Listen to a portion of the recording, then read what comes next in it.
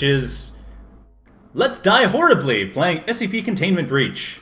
It's like a Let's Play, except with much more death. So let's get started. Of course, we're going to have permanent death, because that's what you do. And, well, I guess we'll put in my standard name. And that will be me. For now. Quite briefly. We shall die horribly. Let's die horribly. So this game is it's an independent little free game made by a bunch of people who are fans of a website devoted to a bunch of kind of creepy, sometimes funny, and fairly bizarre stories.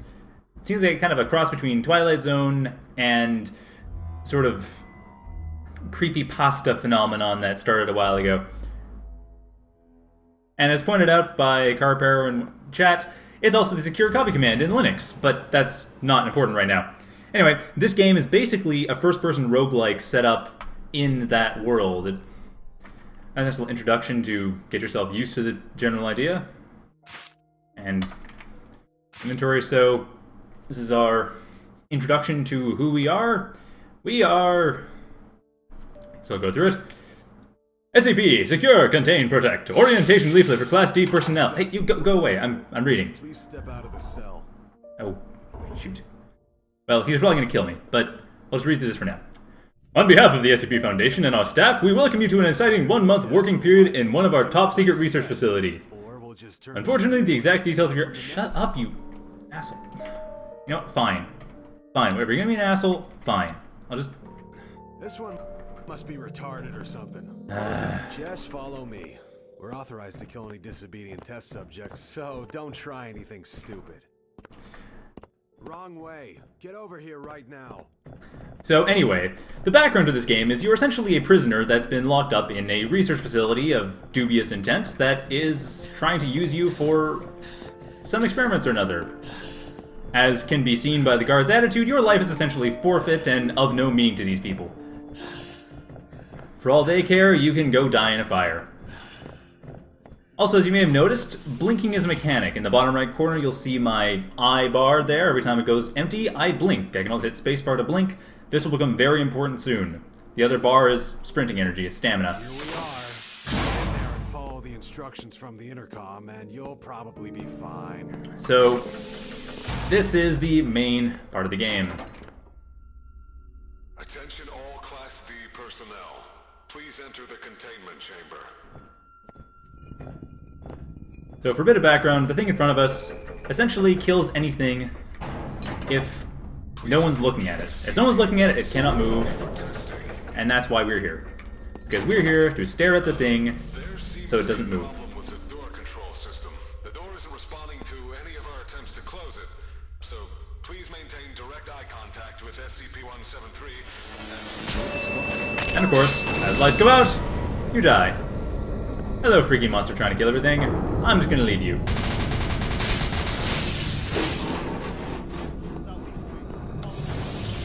And that thing is how we're probably going to die horribly. Alright. So, now that we have a... Well, wait until I stop talking. Once we have a moment of peace, I can go over some of the stuff that... Reading... Well, okay, the alarms make it a little bit difficult to read. Would you quiet those alarms down? Thank you! Goodness sake, that's annoying. Anyway, let's get to reading. So, on behalf of the SCP Foundation and our staff, we welcome you to an exciting 1-month working period in one of our top-secret research facilities. Unfortunately, the exact details of your upcoming work assignments are highly classified, but please read this document carefully to make sure your stay is as safe and as pleasant as possible. Each of the Class D personnel has been given a numerical designation. Your personal designation is D9341. Please memorize your designation, as a staff will use to refer to you from now on. What staff remains, as the case may be. During your stay, you will be taking part in various testing procedures. Some of them can be extremely dangerous if appropriate precautions are not taken. This is why we need your full cooperation at all times in all circumstances. Our highly trained researchers and scientists know how to minimize risks and ensure the safety of the personnel involved in testing. Right, as we've clearly seen, you're doing a bang-up job. If you fail to comply with the instructions you are given, you will be sent back to your term in death row. Now that explains why your life is forfeit. If everything goes as planned, meaning that we have your full cooperation, you will be released at the end of the month and you will be granted an absolute pardon for all your previous offenses. Survivors will be pardoned. Here we go. Small explanation on the thing that's trying to kill us.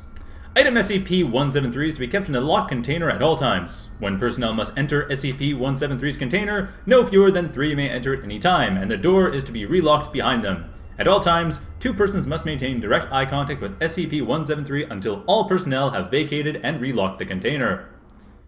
Description: Origin is as of yet unknown. It is constructed from concrete and rebar with traces of Krylon brand spray paint. SCP-173 is animate and extremely hostile. The object cannot move while within a direct line of sight. Line of sight must not be broken at any time with SCP-173. Object is reported to attack by snapping the neck at the base of the skull or by strangulation.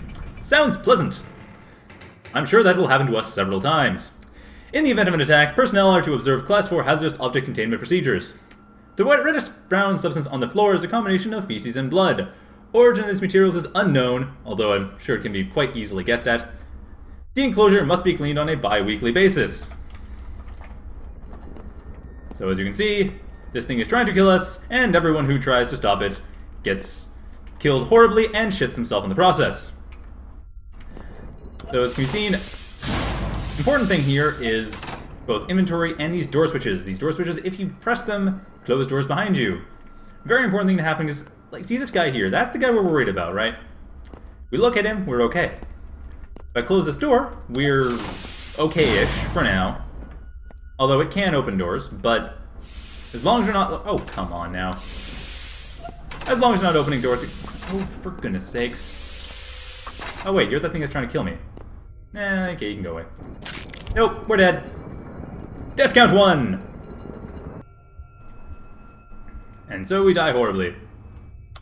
Right, let's try that again.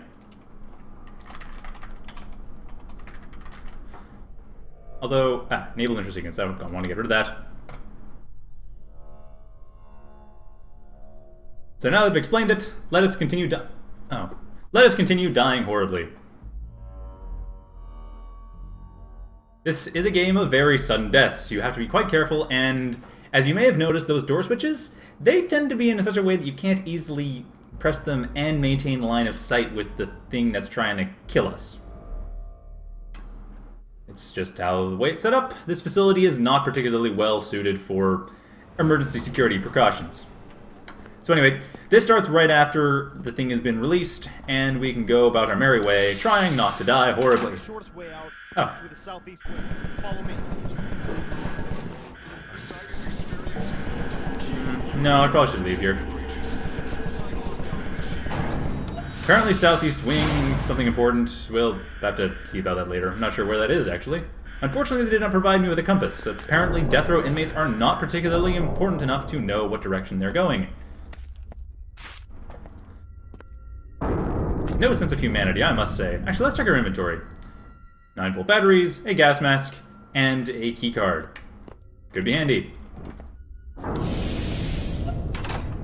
As this is a roguelike, inventory management is important. So it's important to know what we have in our inventory so that we can actually make the best use of it. You know, so we don't die horribly. Oh, and gas. Well, there we go. The gas mask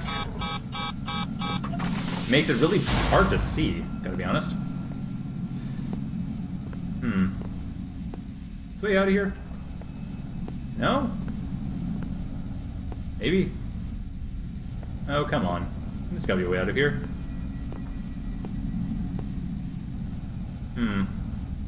Nope, this is kind of disconcerting. I think I needed to have run through this faster. Am I stuck?